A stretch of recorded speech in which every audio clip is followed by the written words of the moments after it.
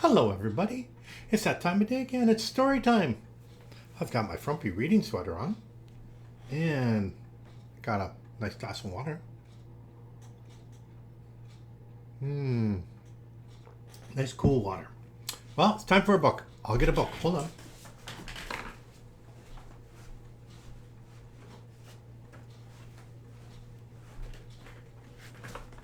on. Okay. Yeah, we need reading glasses, don't we? Let's see what we got here. Today's story is called Disney's Boo to You, Winnie the Pooh, by Bruce Talkington. Once each year, as October breezes puff and bluster, there comes a most particular and peculiar night, when the dark grows a little more so, and the trees jitter and rattle their leaves until they chatter like frightened teeth. And on this particular and peculiar night, at the house of Winnie the Pooh, the bear was sitting in the middle of his floor, dressed as a giant bee, and pouring the contents of a large crock of honey into his mouth. Practicing for Halloween, he chuckled between gulps. Though I'm not fond of tricking, I do enjoy treating, especially of myself. Just as Pooh was savoring the last small smackerel of sweetness, a creature in baggy pajamas with a skeleton painted on them bounced Pooh, and two of them went rolling across the floor in a tangle. "Not late, am I, buddy boy?" hooted Tigger. For, of course, that's who the bouncer was. Halloween's what Tiggers and skeletons do best, 'cause nothing's more fundamental than fun. Hoo-hoo-hoo-hoo! Behind that delighted feline were two Eeyores, one wrapped in bandages like a mummy, and the other sort of bedraggled Eeyore-like creature. "See? Even Donkey Boy's precipitating," Tigger pointed out. "Hello, everyone," said Pooh to the mummified donkey. "And hello, Gopher," he chuckled to the other Eeyore. "Ding dag nabbit," snapped Gopher ruefully. "How am I supposed to win the best costume contest if you know it's me?" Gopher stomped off, muttering to himself. "I'll surprise him yet. Just wait and see." "Best costume contest?" exclaimed Tigger. "Come on, Poohster. We better get on the move." "Not," Pooh said with surprising determination for such an easygoing bear, "until our good friend Piglet can join us."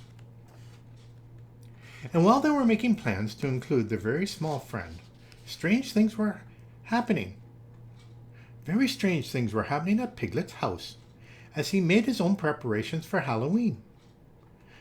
Crouched in the middle of his parlor was the most horrible pretend spookable that the very small animal could put together. A monstrosity of household gadgets, fabric, and chair legs, topped with a leaky cauldron, as if there was any other kind, for its head. "If I'm not scared of something as frightful as this," Piglet told himself, "I won't be afraid of anything this Halloween." At that moment, the front door was flung open, and Piglet was joyfully bounced by Tigger the skeleton. "Boo-hoo-hoo!" shouted the bone-bespeckled feline. "Why, Piglet!" exclaimed the surprised Pooh. "Where's your costume?" "Yeah, look at the time, Pigletto," said Tigger, pointing out the window. "It's 1:30 to sunset." He began leading Piglet towards the door. "We gotta get to Halloweening." "Oh, Piglet stammered, searching for a suitable explanation. "While Piglet is figuring out what he will be this Halloween," announced Pooh, "I think I should try out my costume by being all bee and I can be, and tricking a small smackerel of something sweet from our friends at the honey tree." "But Pooh," Piglet began in protest. "Perhaps it would be best, Piglet," interrupted Pooh, "if you didn't call me by my given name." And he whispered to Piglet as an afterthought, "It might make the bees suspicious." "Enough jabbering," hooted Tigger. "Let's get to terrifying." So much to little Piglet's distress, they all followed Pooh off to the trick-or-treaty, the honeybees. But they were on their way back almost immediately, if not sooner, running as fast as they could, with a blizzard of angry buzzing bees close behind. "Oh dear," gasped Pooh between pants. "I'm not the bee I used to be." Not too far down the path, Rabbit was in the midst of his pumpkin patch, chest swelling with pride as he stepped from one pumpkin to another, giving each a pat, a polishing, or a fussy rearrangement of the vine. "Ah," sighed the satisfied Rabbit to himself, "each precious pumpkin is a picture of perfection." The sudden approach of an ominous buzzing caused Rabbit to look up, but there was no time for him to utter a word, as Pooh, Piglet, Tigger, and Eeyore crashed past him, tumbling into the patch with the pumpkins, garden tools, and shreds of costume flying every which way. The bees, seeing Rabbit standing stark still, swarmed at him in a humming hurricane of anger. At the very last instant, Rabbit realized his danger and ducked. The bees swooped over his head, in between his ears, into a knothole in a tree behind him. The resourceful bunny quickly covered the hole with a bucket, trapping the bewildered bees inside. However, before he had time to even breathe a sigh of relief, Rabbit found himself face to face with a Pooh Bear, who looked a great deal like Gopher in a red jersey, with a pillow stuffed beneath him. "Trick or treat," whistled Gopher Pooh. And, as if in response, the bees hammered the bucket aside and aimed straight for him. "Oh, bother!" wailed the Gopher Pooh as he disappeared into the gathering gloom, with the bees right behind him. Rabbit surveyed the upheaval of his pumpkins and his friends and shook his head in exasperation. "Of all my favorite holidays," he sighed forlornly, "Halloween isn't." Later, as Pooh, Piglet, Tigger, and Eeyore wandered woefully towards home in their ruined costumes, Tigger sadly observed his bedraggled outfit. "This was the bestest skeletonist costume of all time ever," he sniffed. Then he winked at Piglet. "And I'm making no bones about it. Hoo hoo hoo hoo!" Very soon after, night fell, and Halloween officially arrived. And arriving with it was a storm that chased wasps of claw-like clouds across the sky, playing hide-and-seek with the moon, to the accompaniment of thunderous rumbles. Piglet scurried about his house, frantically blocking his door with furniture, and all about were posted very small signs that read, "Spookables scram!" and "Ghosts, no ghosts allowed!" and "Goblins, go home!" So when a knock sounded on his front door, Piglet was not at all eager to answer it, and dove beneath his favorite armchair. Who's there?" he squeaked, keeping his hands over his eyes. "Why," responded a very Pooh-sounding voice, "it's me, them, us." "Pooh Bear," said Piglet, peering out hopefully from under his armchair's dust ruffle, "how can I be certain it's truly, really you? This could be a spookable trick." "Yes, I see, more or less," murmured Pooh from the other side of the door, where he stood with Tigger and Eeyore. "Though mostly less," he sighed.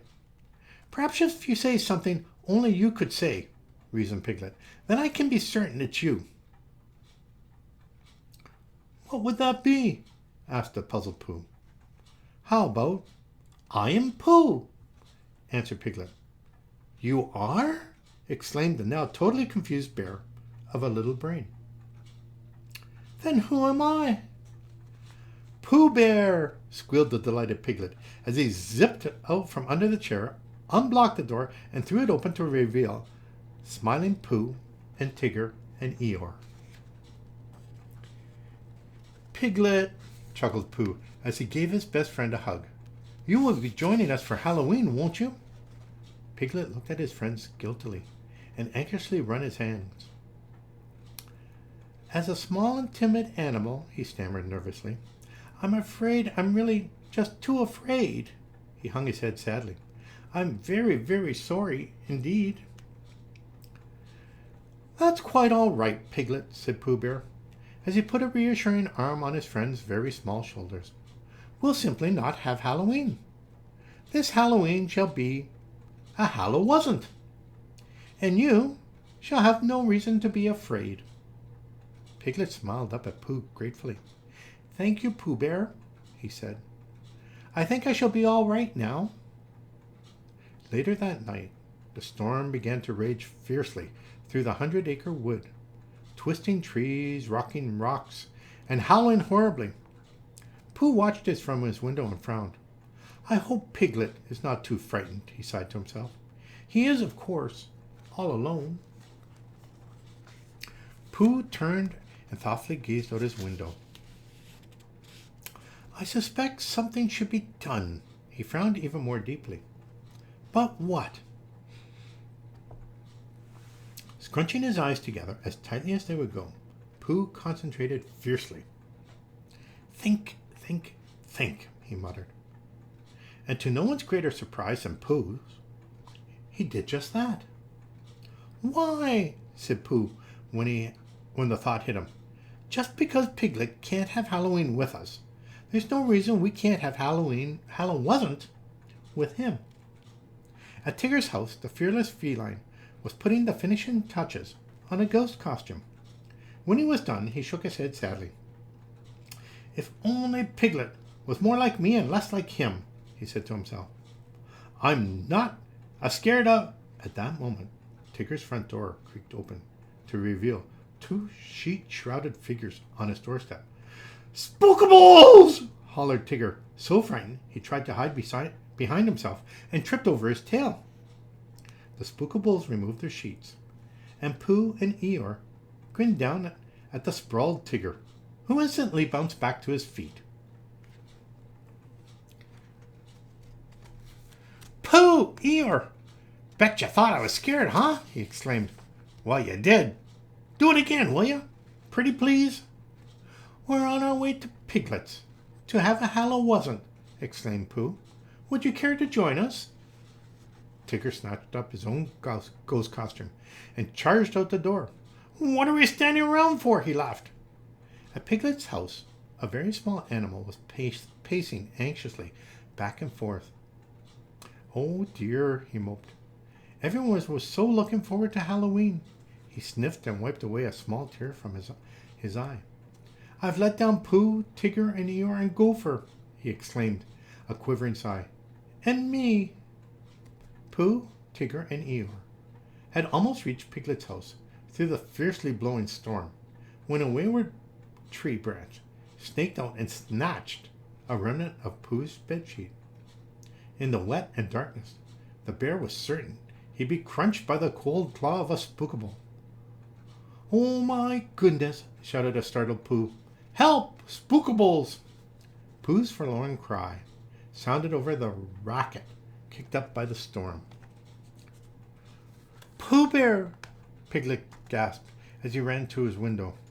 Tigger and Eeyore, still wrapped in their ghostly bedsheets, were trying to free Pooh from the grasp of an uncooperative branch that had almost completely pulled the bear's costume off.